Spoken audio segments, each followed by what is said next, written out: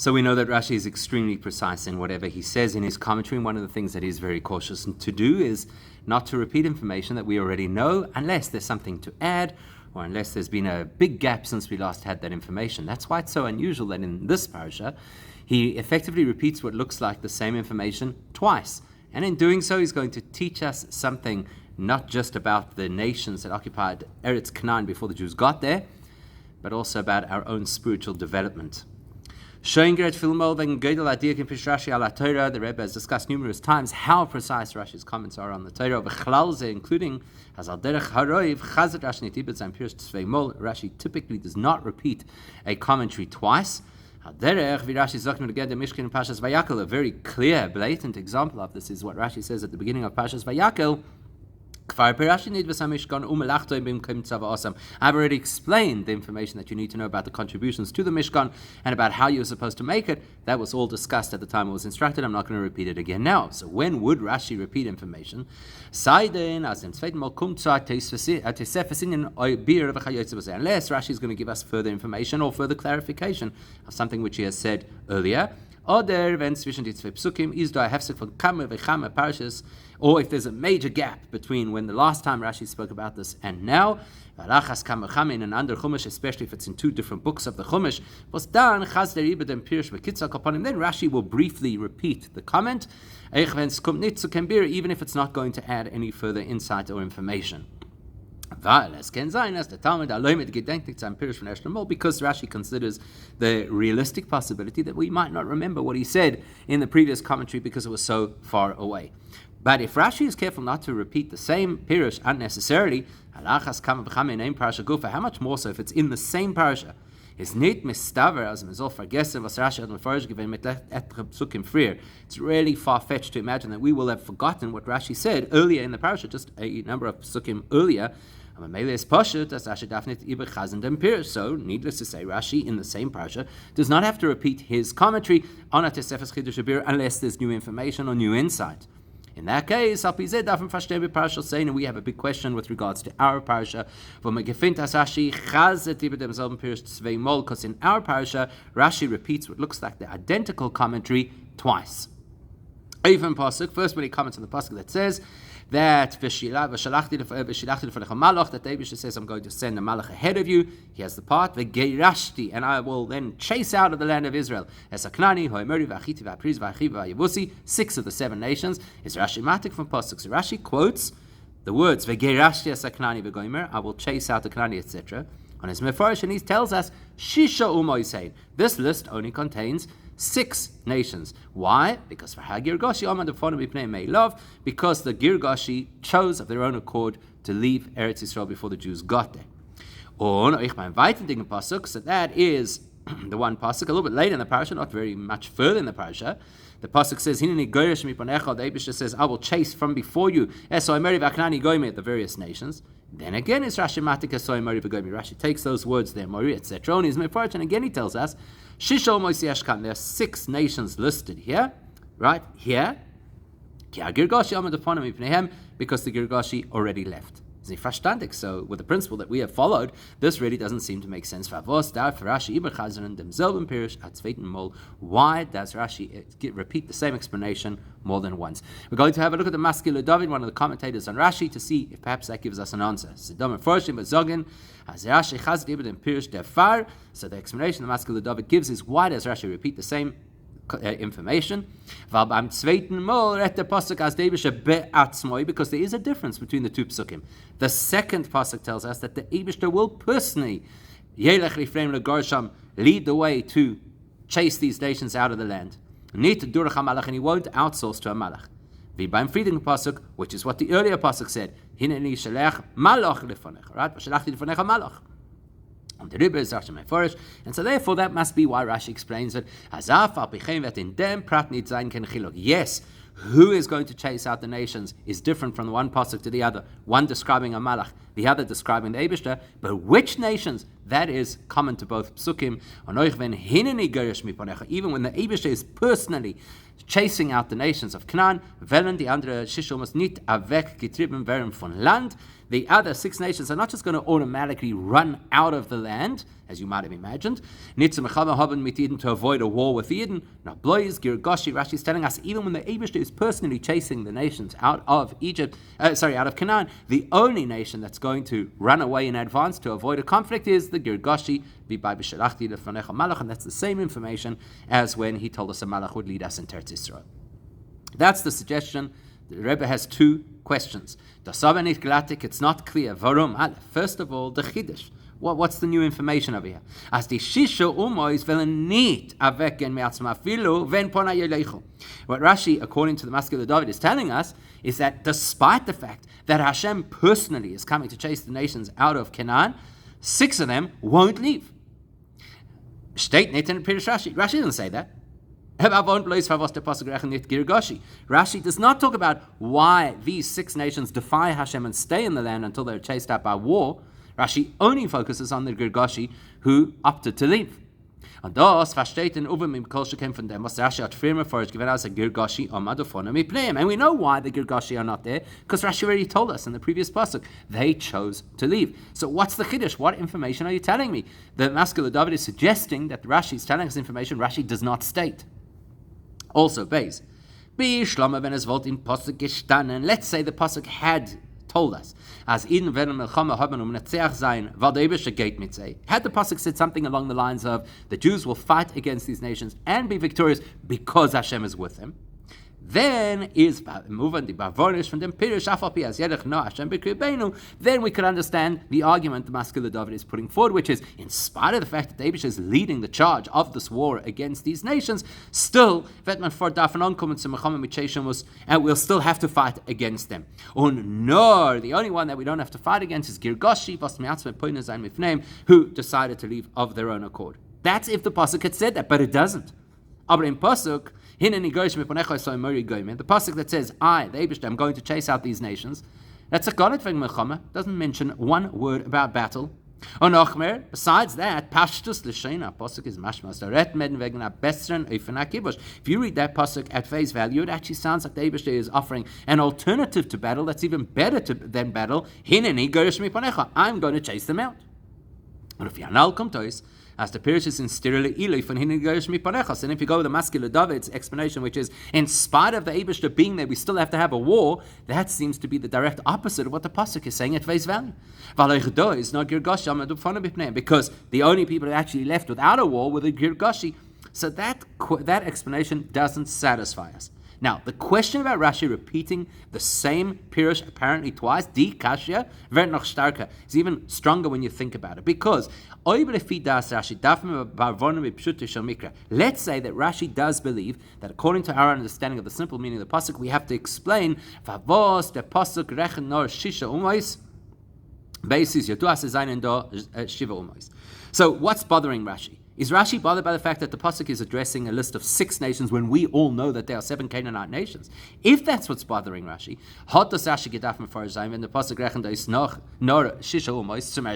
this is not the first time in the Chumash, it's not even the first time in the book of Shmois, where the Torah lists only 6 out of the 7 Canaanite nations. So if this is a problem, Rashi should have addressed the problem where it appears earlier. I'll call upon him before Zayin Free, at least one of the earlier occasions where we have this reference. In Chumash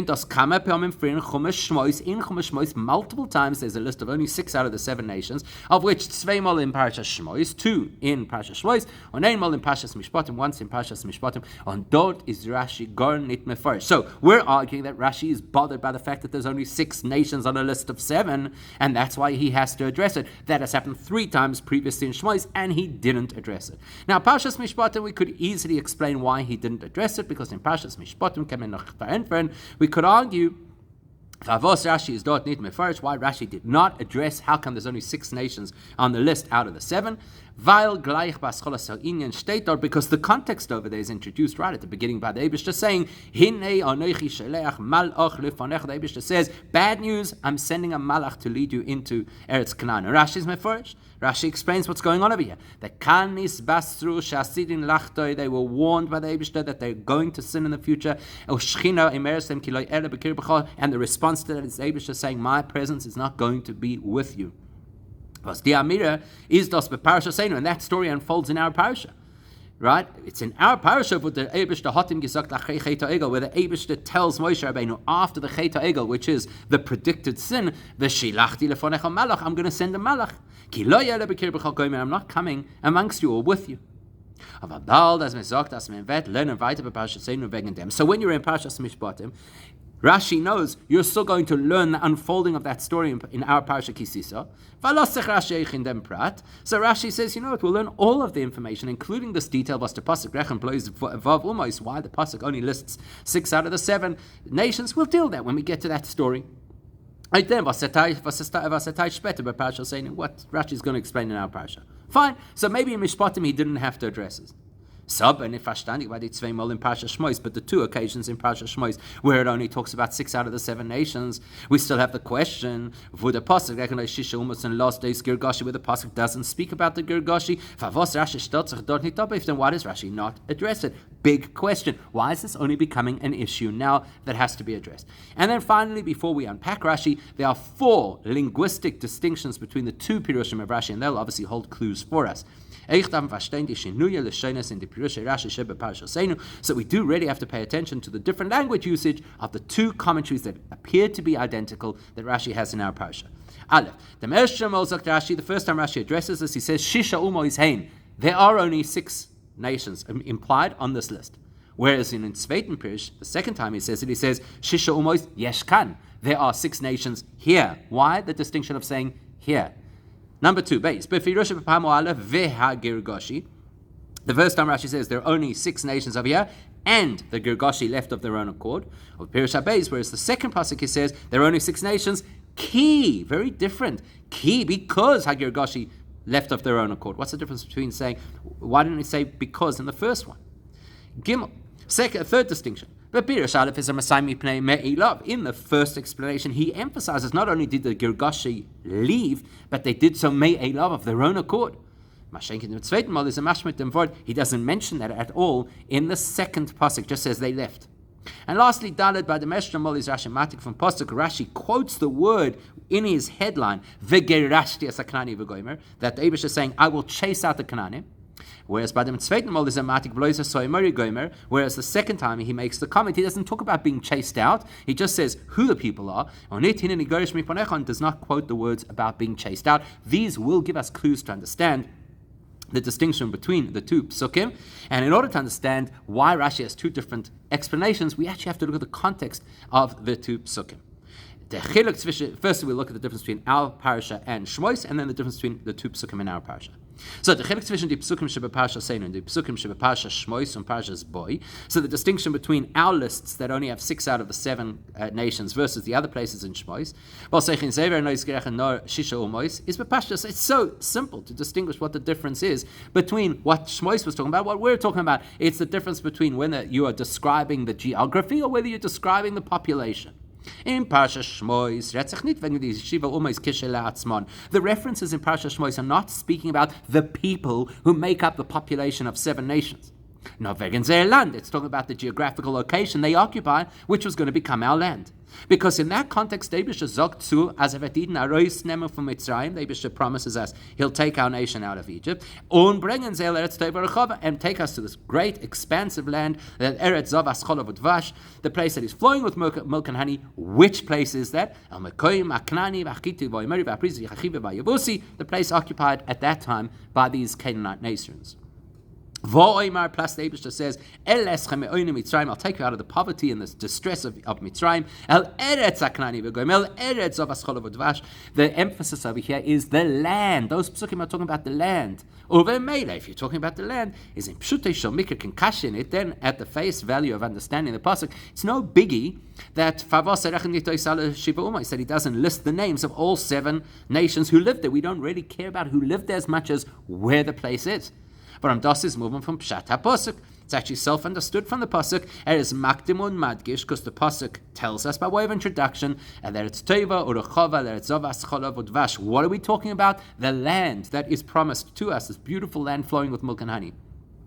Yeshloimar has the Farrechent and Nodi Umas, and Hit Girgashi. Maybe that's actually the reason why this particular list excludes the Girgashi, because Ati Maida from Eretz Yisrael is Be'ikir and the Mekom HaKnani V'Gomer, because the great wealth and beauty of Eretz Yisrael is primarily found in the area that was occupied by these 6 nations, not so much by the Girgashi. No, Fundi Shisha Umais. So that's great. In Parashas Shmois, we're not bothered by the fact that the Girgashi are not on the list, because we're not talking about population groups.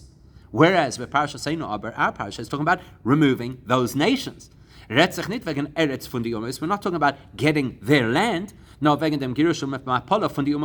about destroying and removing those nations. In which case, the nations should all be on the list, surely. Look at the pasuk. I'm sending a malach to chase out those nations. Well, we need to know which nations. That's why Rashi says, hang on a second, if we're talking about the nations who will be removed from Eretz Yisrael, and the Girgashi are one of those nations, where are they? Says Rashi, they've already gone. But then, now that we have the major distinction between whether you're looking at the land or you're looking at the people, with the people itself, there's 2 psukim with 2 different messages. In dem Gufe is aber da ein Unterschied von dem ersten Pasuk legabe dem zweiten Pasuk. Big difference between the first and the second Pasuk. Und der Chiluk wird angedeiht in die Werte, was Rashi is matik from Pasuk. Rashi will lead us to understand what the difference between the 2 psukim is by his choice of which words out of those psukim he would use as the heading for each of his commentaries. So by ersten Pasuk, the first Pasuk is Rashi matik die Werte. Rashi quotes and therefore highlights these words. Vegeirashti es haknani goyim. That David says, I'm going to chase out these nations. Dort Retzach v'Deibishter wird übergeben die Umos in die Hand von Bnei Israel. It's effectively a pasuk describing how Hashem will deliver those nations into our hands. Und wird vertreiben dem Knanion as weiter, and he's going to get rid of all of these nations.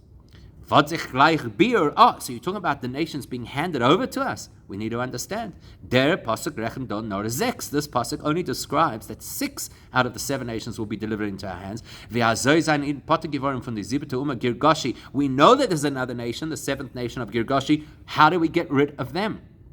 Rashi says, I'll explain to you. Bavon Rashi.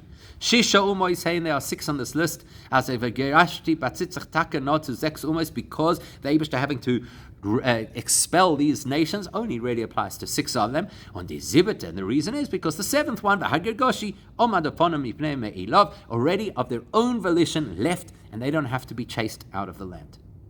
Ma'ashenken in dem zweiten Pasuk, whereas in the second Pasuk kommt der Inyan Agerish von die Umas behemstach zu dem. The context is a completely different context. We're not purely describing that the Eibishter will rid the land of these people. Rather, it is a continuation of a discussion which is how we should behave in the context of these people. Shmol l'choi sasher, the Eibishter says, guard carefully what I'm about to instruct you. And then, after we're told about these nations that we have to remove, or that Abish is going to remove from the land, the context is so that we don't transgress any of the following instructions. Don't copy their idolatry, make sure to destroy their mizbachos, don't intermarry. Das heißt, die Torah ist dann nicht so eisen zum Metall sein, dem Eifen Anhoge von dem Eibishter beim Vertreiben die Umas. This pasuk is not describing the method that the Eibishter will use to oust these people from the land. That was the previous pasuk. We already spoke about that, and we addressed why the Girgashi don't have to be dealt with because they're gone. Here,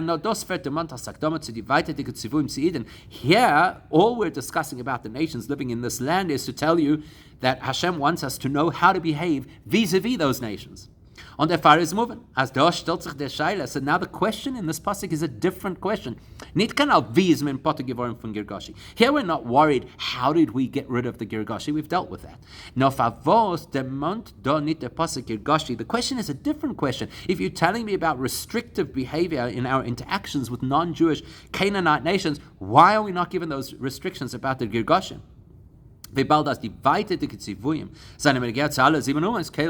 Surely all of the instructions also affect the Girgashi. Why are they not on the list? Different question. Now, parenthetically, we can infer, don't try and dodge this question by saying, as the words of this pasuk include, that David says, I'll chase them out. And we have already learned that the Girgashi are gone.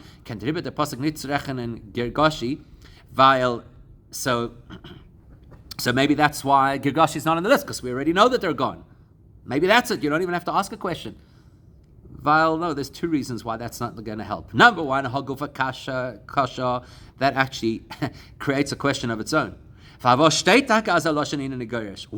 would the pasuk? We already know that the Girgashi are gone. We already know that David is going to expel these nations. Why is it saying it again? And more importantly, why is it using the word expel, which cannot apply to the Girgashi because they're no longer there to expel? Now that we understand that the context of this pasuk is not so much about getting rid of the nations, but warning us how we should behave in context of those nations, the pasuk should not have used the word gerish, which doesn't apply to one of the seven nations, and chosen a different word that could have been common even to the Girgashi. Beis ve'ikar, and there's another critical point. The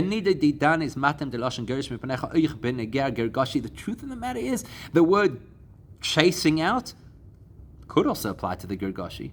Because in a feeding a pasuk in the earlier pasuk, where the Abishah says, I'm going to chase these nations out, is moving Girgashi. We know clearly why that Gerashti cannot or must exclude the Girgashi.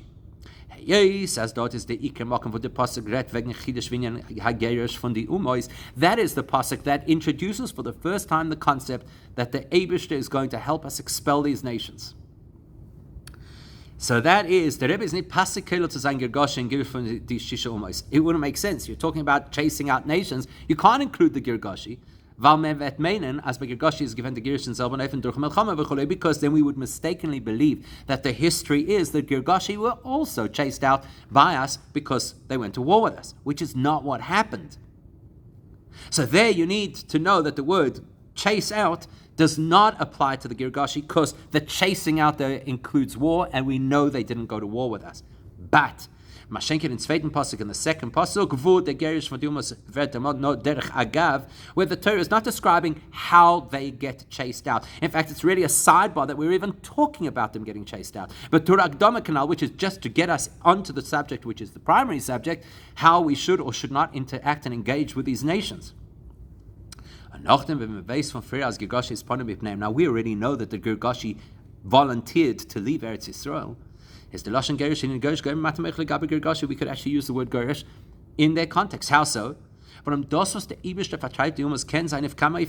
that the Eibishter expels a nation doesn't have to be through assault, doesn't have to be through aggression. There are many ways it could happen. One of the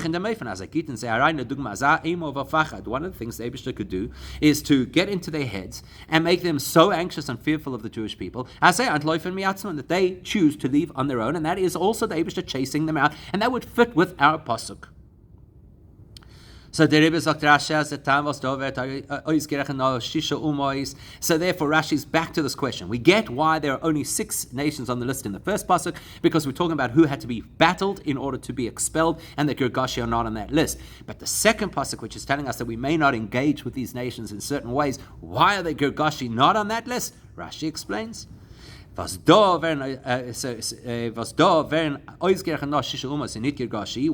there only 6 and not the Girgashi on this list? That's why Rashi changes his words, and he doesn't just say there are 6 nations, but he says there are 6 nations. Kan here is geographical. Only 6 of the nations at the time the Jews would cross the Yarden into Eretz Yisrael, only 6 of the nations would actually be living there at the time. And that's who we're talking about. Well, they're living there, so you need to know how to engage with them. That's why all of the restrictions that are then listed in the parasha. Lest you make a covenant, a peace treaty with those living in the land. That you enter. You have to destroy the mizbachis, etc. Rashi telling us those restrictive clauses only apply to these 6 nations who are in the land of Israel when we get there. And you don't have to have an instruction about not engaging with the Girgashi or making a peace treaty with them or allowing them to have their places of pagan worship because they're not there. Because they're gone. That would also explain why Rashi over here doesn't say the and the Girgashi went, but rather ki, because the reason we don't have to include them in the groups that we have to avoid or treat in a particular way is because they're not there. Nit veha Girgashi ve'nashim pasuk. He doesn't just use the conjunction of a vav like in the first pasuk. Weil benididon is das an sinestam v'avasti tzivuyim zainen do nit neger zu Girgashi, because Rashi's focus over here is to tell us that this pasuk wants us to know why the restrictive clauses that are being introduced over here do not apply to the Girgashi. Why? Because they're not there. And that would also explain why in this second explanation Rashi does not have to emphasize the fact that the Girgashi left of their own accord, because it's actually not relevant over here how or why they left. It's only relevant that they're not here. It makes no difference to us in this context if they chose to leave or they were forced out. The only thing that's relevant to us is they're gone. On the Faris and it given in Klal von Yosef Haaretz, therefore they do not fit into the category of the inhabitants of the land who we may not make peace with, as when we enter the land. Now that has halachic implications. From the Pirish Rashi, we can extract the following halachic principle. But bald as Girgashi seeing as the Girgashi chose to leave Eretz Yisrael of their own accord, and therefore were not inhabitants of the land at the time we entered the land. So now you could ask a question. So yes, practically we don't have to worry about how we engage with the nation of Girgashi because they're not there, but halachically, do these rules apply to them or not? Befrat, in Fall when Dimnei Girgashi kommen zurück in Eretz Yisrael. Let's say that the people of Girgashi came back to Eretz Yisrael. Now what? Do we have the same restrictions we have of the other 6 Canaanite nations or not, because they were not inhabitants at the time? Is the determining factor what status they had when the Jews entered Israel for the first time? And the Girgashi were not inhabitants of the land at that point in time. So therefore there was no restriction about how to treat them because they were not part of the inhabitants. Or do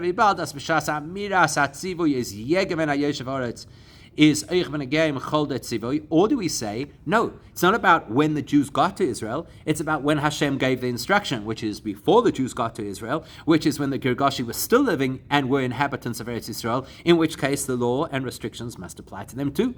It's especially if a Girgashi ever returns to Eretz Israel, maybe they are included in all these restrictions, and we may not make peace with them or allow them to have their mizbachos, etc. So we'll see Rashi's view on this. Rashi said clearly, Shisha umois yesh kan. He says there are 6 nations who are currently here. Ki ha-Girgashi amid the because the Girgashi are gone. Is mashma, that implies as das was the Tzivis gesagt worden nobenegert the Shisha umois, that Rashi's view is, why is the Eibishter only addressing 6 nations? Is der Far of al befoil seinem Leise dort given, because at that time practically there are only 6 nations occupying the land of Canaan. Yesh kan is the language that Rashi uses. Only 6 of them are currently in that space. But that's technical. But conceptually, halachically, the same restrictions would apply to the Girgashi. The reason we're not listing them is because they're not there, not because they're exempt from these laws. Especially considering that in our parasha, when the instruction is given about how to treat the nations of Canaan. Their Girgashim are still in Eretz Yisrael. They're not going to lose that status by leaving before we get there. Rabbi says, "Moving was man gefindt mit first Mishnah Torah," and that's why you find clearly in Parshas in Sefer Dvarim, "On a sonam avay lekecha lefanecha," that the Eibishter will hand them over to you, v'hikisam, and you will destroy them. Hachreim tachrim oisam, you should completely annihilate them. Leisichis leim bris v'leisichonim leisischatin bam. Don't make covenants with them. Don't show them grace. Don't marry into their families. Mizbechoseim titzotzuk goimu. Destroy their mizbachis, etc. Oich benegea girgashi, and the implication of those psukim is that all of those clauses apply to all 7 of the nations, including the girgashi who might physically not have been present at that time. And we are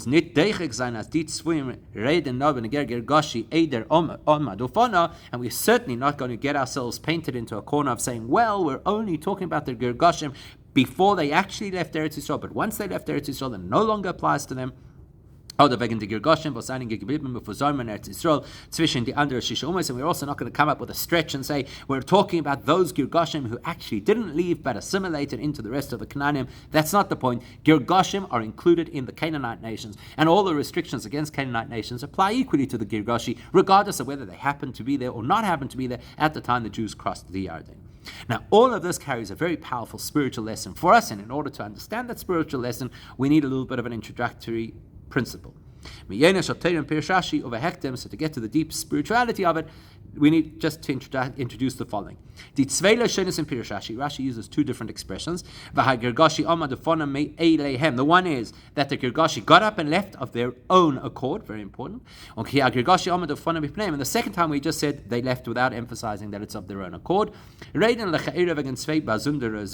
actually be describing 2 different periods. The first time we discuss this when we say that there are 6 nations and the Girgashi left is mashma as the Girgashi pel given of the Shisha Umoisif. So it sounds like the Eibishter forced those nations out, 6 of them through battle, and in addition, and the impact of the Eibishter's chasing them out, the way it affected the Girgashi is that they left of their own accord. In Loshin ki ha-Girgashi amdu afanam mipneihem, whereas the second time that Rashi talks about this, where he says there are 6 nations because the Girgashi left, that is mudgish as das given fadem hin Girgashi mipanecha. That emphasizes that it's not that the other nations all got destroyed in battle and then the Girgashi left. And seeing what was going on, they left. Rather, by the time you come to confront the 6 nations, there's only 6 of them, because before any of this happened, the Girgashi already left. And therefore they're not even included in the Eibishter's promise to chase them out, because they're gone and don't need to be chased. And that would appear to be how the story actually unfolded. Even before the Jews got to Eretz Yisrael, and before they actually went to battle with those 6 nations that were still there, historically what happened is the Girgashi got out. And this is not a debate as to the reality of what happened, because there can only be one reality. What it means is originally, before the Jews got there, before they had battles with any of the 6 nations, most of the Girgashim got out. And then there were the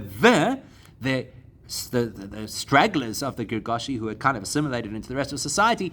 They left after the wars against the other 6 nations began. The Rebbe is not going to elaborate further at this point. What does that teach us spiritually? The bir in them we know very well that the metaphoric meaning of the 7 nations of Canaan is the 7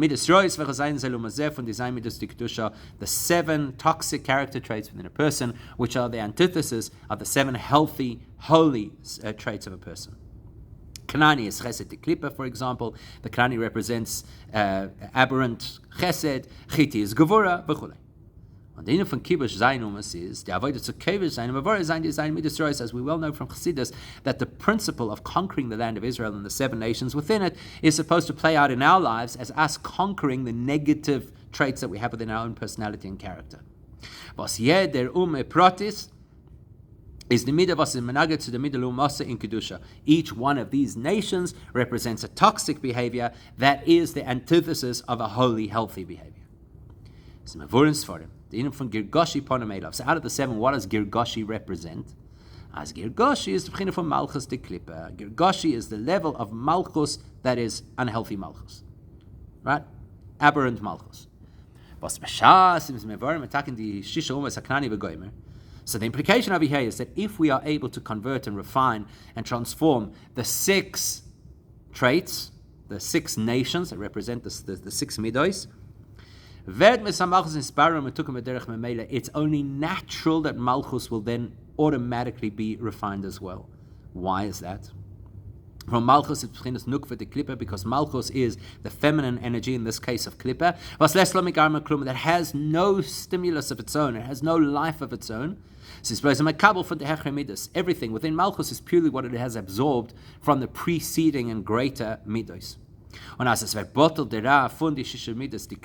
So if we are able to neutralize all the negativity that was spewing down into this toxic Malchus from the toxic midas, but now they've run dry because of our avoida,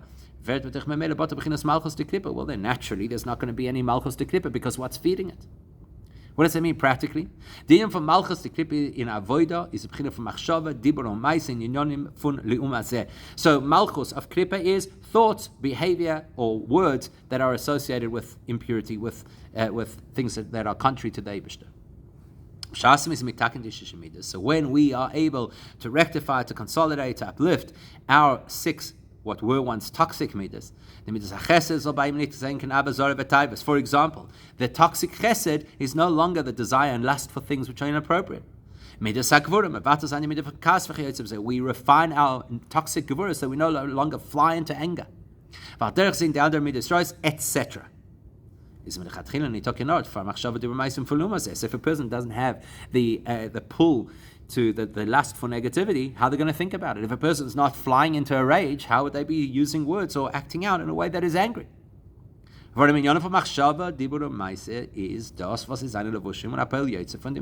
thought, speech, and action are purely vehicles of expression of our characteristics. And based on our characteristics, that's what will translate into our actions or our thoughts or our words.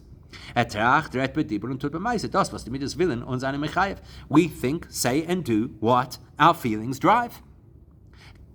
Neutralize those feelings, we won't do those things. So what are we saying? Get rid of all of the negative input, and automatically the girgashi will go. Automatically the bad behaviors and thoughts and words will disappear. But there's another way. But there's another way to do it. It is possible that a person hasn't yet done the hard and long work of modifying the character. The person can be practically in control. That yes, the person will have the predisposition and the feelings and the attraction to negative behaviors, but they won't allow it to translate into what they actually think, speak, or do. Which is quite similar to the overarching principle of how a Beinani serves the Eibishter. As the Alter Rebbe describes in Tanya, the negative that is in the toxic part of the left side of the heart is alive and kicking. And is completely desirous of everything that the world has to offer. And that motivation, that drive, that lust hasn't been even minorly moved, displaced. And the greatness of the Beinoni is he doesn't allow it to take hold. It's there, it's a battle every single moment of every single day, but he doesn't allow it to actually translate into a focused thought or into words or into behavior. That is the spiritual lesson or the spiritual depth of the 2 different commentaries that Rashi gives us. In the first thing Rashi is describing is the normal order of business, how a person progresses step by step in a rational approach to be able to develop themselves and get into their personal Eretz Yisrael. The kibush and birufun the yeshiva almost midayis rois, to be able to conquer, refine, overturn the 7 toxic states within a person. Was in dem is the Seder v'girashte saknani gomer medaf atraibim mevor zayin to shisha umas. And if you're following that approach, first you work through each of the midos and you refine them and you translate them into something which is positive. Und demot is v'girgashi omadu fana meilov. And then the girgashi will disappear, because if we weed out all of the negative influences, naturally we're not going to think, speak, or say the wrong things. The negative malchus will neutralize of its own accord. The thought, speech, and action that used to accommodate all of that toxic energy will no longer do so, because there is no longer toxic energy. In dem zweiten Pasuk aber sich nicht wegen dem Seder Knesset Eretz Yisrael, whereas the second Pasuk is not talking about how you go through the process as it was designed in order to achieve Eretz Yisrael spiritually. Das heißt, von die Shiva Umais Midos. In other words, we're not describing over here how we transform the 7 negative emotions that we have, or character traits. No, b'shaychas to the tzivuyim b'asar seed, and the second Pasuk is talking about practical. Don't do this. Stay away from that. Destroy that mizbeach. And the avodah von Torah mitzvahs the chol rosh amay sasha yasun u'neila shelo yisei, which is effectively telling us what we should do and what we should not do. What is acceptable or unacceptable thought, speech, and action, regardless of how much I've shifted internally. In that context, you cannot say the girgashi, the malchus, disappears of its own accord automatically. Because guess what? These 6 midos are still here. They're still viable. They're still alive. They're still chewing off our ear. Der Rav von these 6 midos, die Klippe, ist doch betokvoi b'gvirasim b'chal asmani k'toldosai. As Alter Rebbe describes it in Tanya, the negative impetus, the negative distractions are there, alive and well. Says no, it's just that we have displaced the girgashi. Das heißt, as an avoide is weifen as die devotion from machshava, dibur, romais is eine abgekehrt und abgerissen von der midas rois, which means that a person has succeeded not in self-transformation in a very meaningful personal way, but has succeeded in self-management in the sense that those thoughts don't go there, those words don't come out, those behaviors don't happen. And even to achieve that, the only way to do it is a person has to have the input and the guidance and the power of the chokhmah dimension of our own neshama, from the Nefesh Elikis, was das geht dem Kerch so, soll nicht gewähren die Sichles von der Klippe, was ich rache, bechol asmali, again, as the Alter Rebbe says in Tanya, that when you radiate the wisdom and clarity of the Nefesh Elikis, the Chachma of the Nefesh Elikis, it naturally dispels the darkness / foolishness of the Nefesh HaBehamis. Ki bevor Baruch Cha in Tanya legabe Abenini, as the Alter Rebbe explains in great detail in Tanya, und erfahr sagt man auf dem Omen davon am Ipneim, and that's why we speak about the Girgashi having left, so that nicht gefar Kedushas Nefesh Elikis, when you radiate the tremendously powerful light of the neshama, naturally it dispels the darkness. And because we're dealing in the second Pirush of Rashi with people who are still grappling with their 6 negative traits, that's why the pasuk says, be careful, be on guard. As is by Nitpelen in the Midah Hazayin, the person has to be on guard to ensure that the 6 midos do not influence the 7th in the Levush HaNefesh V'Evrei HaGuf Canal to translate from theoretical temptations into practical application and behavior. And avoiding the biru from the Allah Shiva Umais. So as we work on ourselves to refine and transform the 7 points of our character, is the Achon of Achshodas and Kibush von Allah Esa Umais, that prepares us and prepares the world for the ultimate conquest of Israel, which includes not 7 but 10 nations, spiritually representing Oich Keser Chochma Bina, which at this stage of the game we don't really have the power to be able to transform. We have to work with the kind of Chochma Bina that we have, the kind of Ratzon that we have. But when will we have this absolute control, both personally, all facets of the personality, and spiritually, all 10 nations of Eretz Yisrael? That will be with the ultimate gula of us, when